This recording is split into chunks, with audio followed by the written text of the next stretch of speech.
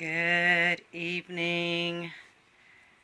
Good evening, everybody. It is Candy Pringle, and you are now tuned into 7 Minutes. Each and every Sunday, I take 7 minutes of time to teach, inspire, motivate, and empower. And that's every Sunday at 7 p.m. Facebook Live and on YouTube. So I just want to welcome everybody that's tuned in today. Thank you for your support. Thank you for tuning in with me each and every Sunday. I certainly appreciate it. I appreciate you spending this time with me, and I appreciate the feedback that you give, and it inspires me when I hear people say that they heard a word and it motivated them and it encouraged them to move forward. So I just want to say thank you, everyone, for tuning in.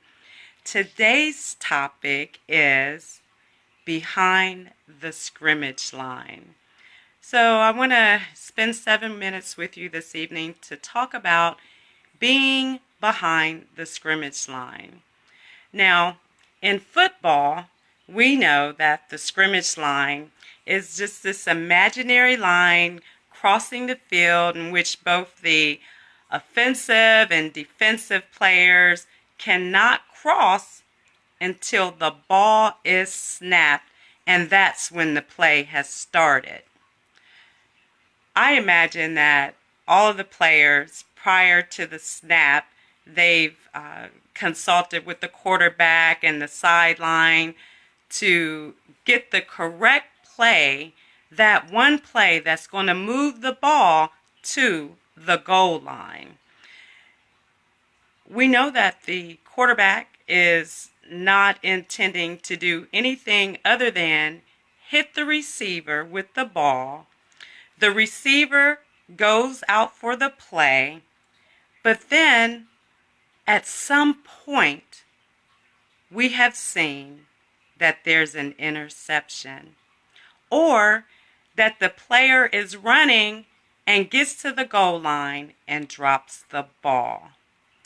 I would like to equate that analogy today to life and the way life is. One of the things that we know is that we've planned and we've plotted to hit our goals, and we've got that route to take us straight to where we're going, and then something happens. Life pops up. We've done everything that we could. We wrote the vision, we made it plain, we did everything. We sat in the meetings, we read the books, we bought the DVDs, but we don't know what's going to happen until the ball is snapped and the play is in action. And so today I wanted to talk to you about being behind the scrimmage line. You have a desired outcome, but we have to remember that things are bound to happen. There are some things that are just beyond our control. Do you think that a quarterback intends to throw interceptions that result in the opposing team getting the ball and then scoring? No, that's not the way that it happens. The quarterback's plan is to win, win, win. And then life happens. What do you do when someone else has capitalized off of a project that you've worked so hard on and then takes the credit at work and says that they done all the work? What do you do when you've tailored your life around being married, being in a relationship, and either your spouse passes away or you're left to do things that you've not normally done, that your spouse took on the responsibility for? You know, what do you do? What happens when you're committed to your dreams and your goals, but you have no team players? I'm glad that you asked. We're going to drop the ball. All of us are going to drop the ball at some time in our life. We may even throw interceptions from time to time. But I want you to remember that as long as you're getting up and you're trying again, you are that much closer to the goal line. So today, I want to talk to you about bringing your A game, baby.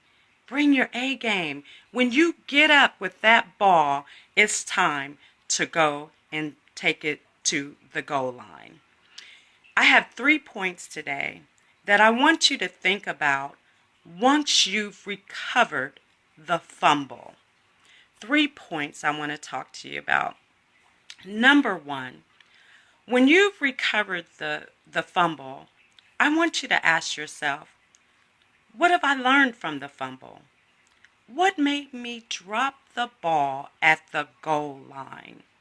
When you reflect on these things, what your responsibility was in the fumble, then you come up with answers that will make you much stronger and much better once you get the ball again. Number 2, how am I monopolizing on the next opportunity? How can I turn the play around? You can turn the play around because your vision was there the whole time.